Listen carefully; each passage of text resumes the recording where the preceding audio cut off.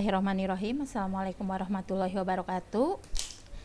Ketemu lagi dalam pembelajaran Bahasa Indonesia kelas 12 mengenai menafsirkan karakter manusia melalui pendekatan teori kesusastraan dalam penggambaran karakter tokoh.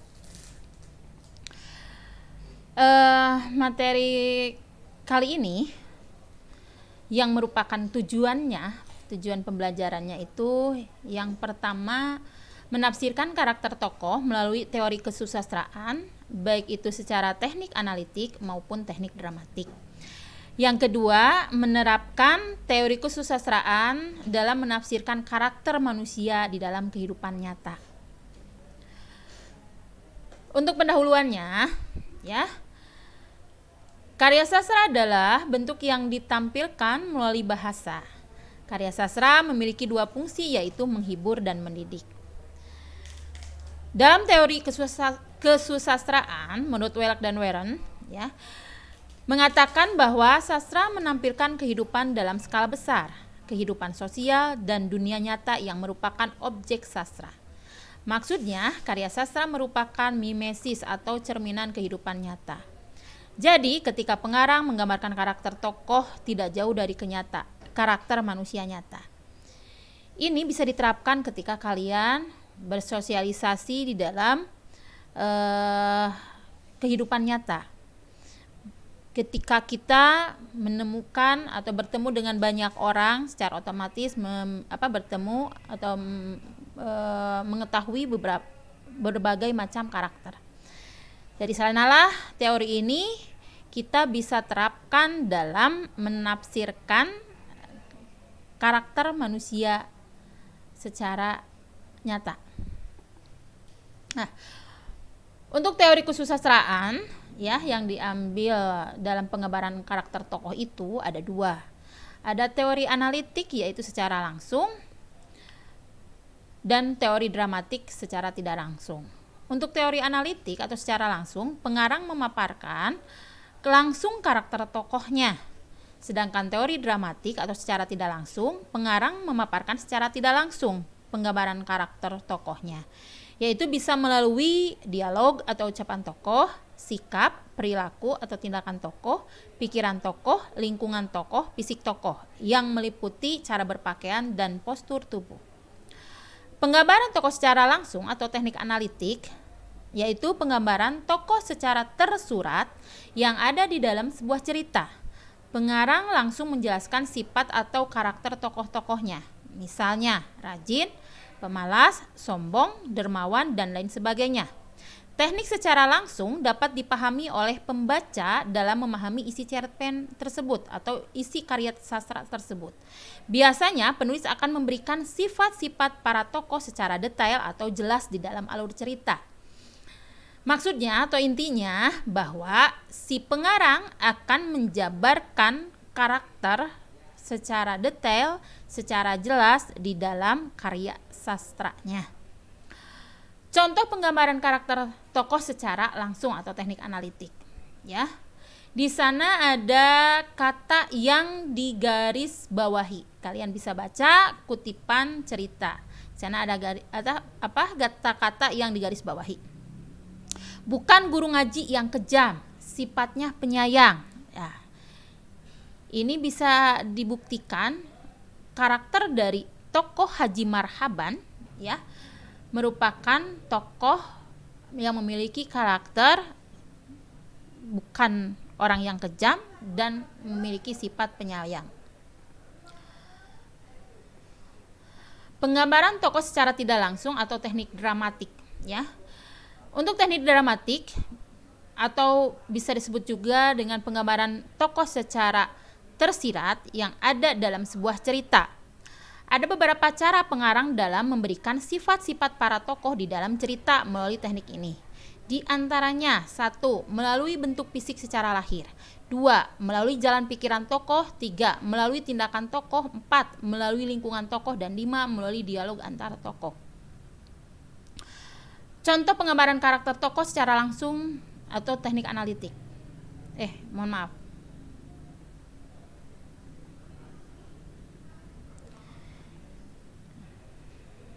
Ya, Contoh penggambaran karakter melalui fisik, ya ini melalui teknik dramatik.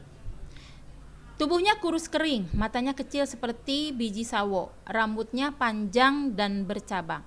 Terikat kenanya di belakang tengkuknya. Gadis itu pucat, bibirnya komat kamit sambil memeluk buku-buku usang. Di sini ya digambarkan fisik tokoh gadis tersebut. Tubuhnya kurus kering, matanya kecil, rambutnya panjang dan bercabang. Ini bisa disimpulkan karakter gadis tersebut dengan keadaan fisik seperti ini adalah orang yang tidak bisa merawat diri. Orang yang tidak suka dengan keindahan, orang yang tidak suka dengan kerapihan. Jadi orangnya cenderung pendiam, orangnya cenderung berpikir gitu. Contoh penggambaran karakter melalui pikiran tokoh, ya. Di sini ada tokoh Dina yang memikirkan tokoh ibunya. Di sana ada kata-kata yang digaris bawahi, sikapnya yang tegas, kasih sayangnya. Ibu sangat kuat dan tabah mendidikku, mengajariku, membimbingku sendirian. Aku ingin sekali bisa sekuat dia. Begitu pikir Dina. Jadi kesimpulannya, si Dina berpikir mengenai karakter seorang ibunya atau karakter ibunya yang memiliki sikap yang tegas, yang memiliki kasih sayang, yang kuat dan tabah, mendidik, suka mengajari, membimbing, ya, dalam keadaan apapun. Contoh penggambaran karakter melalui tindakan tokoh. Di sini yang digambarkan adalah tindakan tokoh Tono. Tanpa mengetuk pintu, Tono langsung masuk rumah dan dibantingnya pintu rumahnya dengan keras. Dibantingnya tudung saji sampai gelas yang ada di meja makan jatuh dan hancur berkeping-keping. Ditendangnya pintu kamarnya sampai terbuka. Dibantingnya pintu itu untuk menutup. Kemudian ia membantingkan badannya di tempat tidur tanpa mencopot sesuatu. Lalu dia menyetel lagu-lagu rock dengan volume maksimal. Bisa disimpulkan bahwa dari tindakan tokoh Tono, gitu, karakter yang tersirat itu adalah orangnya temperamental, orangnya labil emosinya, orangnya tidak bisa tenang dalam menghadapi masalah. Yang selanjutnya adalah contoh penggambaran karakter melalui lingkungan tokoh. Di sini ada penggambaran keadaan ruangan kamar Deni. Kamarnya yang luas, ukurannya tak kurang dari 4 x 4 meter, ranjangnya yang berukuran nomor 1 terlihat acak-acakan. Di atas tempat tidurnya terdapat buku-buku berserakan yang bercampur dengan baju seragam yang baru dilepasnya. Di belakang pintu kamar itu terdapat kapstok yang dipenuhi pakaian kotor. Televisi di kamar Deni juga tertutupi debu yang tebal. Dari kesimpulan penggambaran lingkungan tokoh ini bisa disimpulkan karakter Deni itu adalah orang yang tidak suka dengan kerapihan. Orang yang sembrono, orang yang tidak teratur. Itu seperti itu. Selanjutnya adalah contoh penggambaran karakter melalui dialog tokoh. Di sini ada dialog antara Rina dan Sinta, ya. Di sana ada kata-kata yang digarisbawahi yaitu judes sih, dia baik. Lagian kalau kamu nggak nyinggung dia duluan, dia juga nggak mungkin semarah itu. Di sini Rina dan Sinta itu membicarakan tokoh Lita. Bisa disimpulkan dari dialog antara Rina dan Sinta, karakter dari Lita itu adalah orangnya baik, tidak judes, hanya saja sensitif. Nah, demikianlah tadi pemaparan yang Ibu jelaskan berikut dengan contohnya mengenai penggambaran karakter tokoh baik secara analitik maupun dramatik, ya, baik secara langsung ataupun tidak langsung. Sebagai bahan evaluasinya, di sini ada 2 buah gambar yang Ibu share, ya. Di sini gambar pertama tentang anak pang. Kalian bisa perhatikan, ya, bisa teliti bagaimana cara berpakaiannya, gaya rambutnya, itu seperti itu, bisa kalian perhatikan.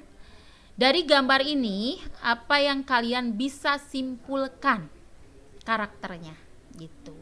Itu yang pertama ya, karakternya seperti apa. Yang kedua, teori yang digunakan dalam penggambaran karakter tokoh kamu itu menggunakan teori analitik atau dramatik.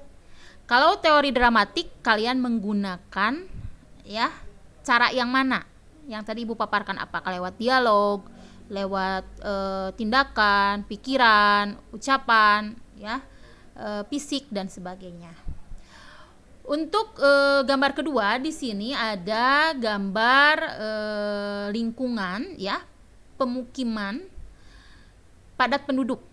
Di sana kalian bisa amati rumahnya yang berderet, sangat padat sekali, terus lingkungannya sangat kotor sekali. Nah, karakter yang kalian bisa simpulkan dari tokoh-tokoh, dari orang-orang sekitarnya itu seperti apa? Yang pertama. Yang kedua, ini bisa disimpulkan atau bisa digambarkan dengan teori kesusastraan tokoh secara analitik atau dramatik. Nah, itulah materi yang telah Ibu sampaikan untuk kali ini. Semoga apa yang Ibu sampaikan bisa bermanfaat bagi kalian, bisa diterapkan dalam analisis karya sastra tentunya. Yang kedua, bisa diterapkan pada kehidupan nyata ketika kalian beradaptasi atau bersosialisasi di lingkungan yang baru. Terima kasih atas perhatiannya.